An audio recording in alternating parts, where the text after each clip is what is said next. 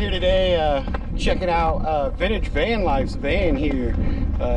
It's a pretty rad old vintage van for sure. I mean, I think this is a Dodge, I think. 77 Dodge B200, he said. And look at the paint job on that. That is like the old school vintage rad freaking paint job for a camper back in the day. Some of my favorite colors, you know, the inside of my van is green like that too. Right. Love it. So it's actually, this is the War Wagon. Started its life as a 1977 Dodge B200 maxi van. Then the Explorer with an X company bought it and put the 212 Explorer conversion on it, retitled it as a 1978 Explorer RV. And if you know anything about insurance, that means I save a bunch of money. All right. So that's pretty awesome. We just put 500 more watts of solar on the lid. We're not even done. We didn't build the airfoil for that yet. We got a total of 700 up there right now. We got the flag for the greatest freaking country on the planet right there. And an up-and-coming YouTube channel right there. War Wagon's got a 5.9 LA motor in it. Soon to be a 5.9 Magnum. Hopefully not naturally aspirated. You guys want to see the inside? Heck yeah.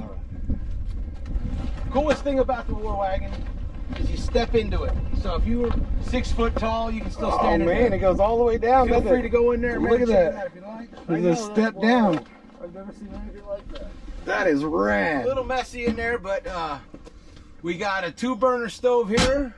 I got a 10-pound propane tank. Down here I got a refrigerator from my friends at Set Power. Underneath that sofa right there, my friends at Viva sent me out a diesel heater. Right here, everybody wants to know about the bathroom. I got the BB King toilet right here. The Loo Seal, automatic Loo Sealer bag toilet. Pretty awesome. It's like a high-tech ninja toilet. Heck yeah. Here I got my sink with my coffee stuff in it, which has got a 4-gallon bluey for clean and a 4-gallon bluey for gray. I just converted one of those. Everybody does it. It's one of those 5-gallon water things. Right. Usually got the folding e-bike up here, but I've been here for a while, so it's a mess. Keep my guitar up there. You can catch me live on Tuesday nights, by the way. You can see a live show every Tuesday night on Vintage Van Life. Yeah, check it out. And yeah, man, that's where you know, it's nice because you can stand there and change your clothes and stuff like that. That's right. The best part And I've still got some headroom above me too. I mean, it's so neat that it just you know, this is the regular height right here.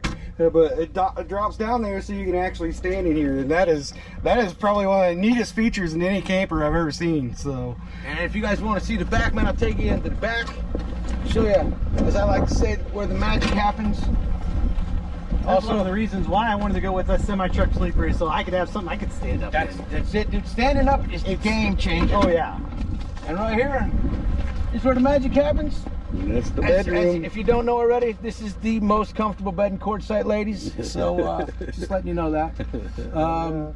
We got charge controller up there for my solar power. Got a little stereo there. Sane Logic hooked me up with a weather station so I can wake up, know what the weather is, and if I don't want to go outside, I don't have to. I built the bed out of some memory foam and some furniture foam. It took me a little while to get that straight. Behind that wall there is a closet and also a mechanical room where all the ugly part of the wiring is. Over there is my food pantry. Below that used to be the furnace, now that's storage. I got a television over there that honestly I don't use much because my friends at CarPod Go hooked me up with a CarPlay adapter there, a 10.3-inch screen. And it's got Wi-Fi and it's awesome. Any app on your phone is on that thing now. That's awesome. Ripped out the old rooftop because that's where the mice were living. Put this all in it. Got my storage down here, basement, whatever you want to call that. And then in here is like the tools that you don't want to use, you know, if you break down, change tire stuff. Over here, my friends at Wheezy hooked me up with 200 amp hours of lithium phosphate in here.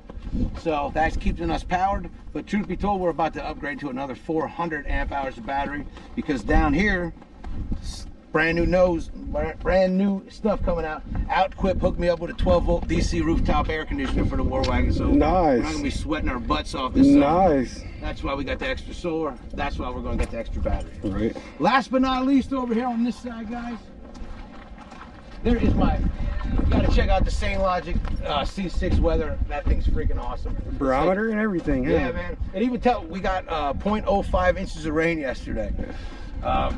This is the diesel tank. This is a point of conversation because if you take a really good look out of it, it's made out of a sink. Yeah. I thought it was a cooking pan. Yeah. Like a restaurant cooking pan. It looks like the Yeah, it's got sink. diesel heat running down here. All that stuff underneath there. Diesel heater's in there, keeps us good and warm. I got the solar shower that I use sometimes, but honestly, my friends at Camp Lux hooked me up with a propane shower. I don't know if I'm putting it back on or not. Yeah. And last but not least, is this little metal carrier here, and this is the unit that makes it all possible. Oh shit, you know what? It's over at the starting line. Yeah, your bike? Yeah, I got a Kimco People 150 that I usually haul in the back of this, so I can travel around and not have to break camp.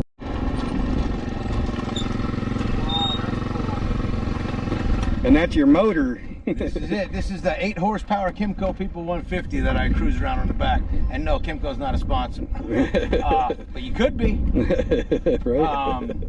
This thing is a game changer. It gets 100 miles to the gallon, weighs 270 pounds. If you got a motorcycle permit, you can ride it. Costs like, I don't know, 30 bucks a year to insure it, 12 bucks a year for a license plate. And like I said, it gets 100 miles to the gallon. So I like having this thing around. It's got some big tires on it too. That's the best part about it. It's got 16-inch wheels on it, so it kind of feels like a motorcycle. Yeah, you know. That's the first one I've seen like that. Thanks for stopping by, guys. We'll see you on the next one. Keep on vanning.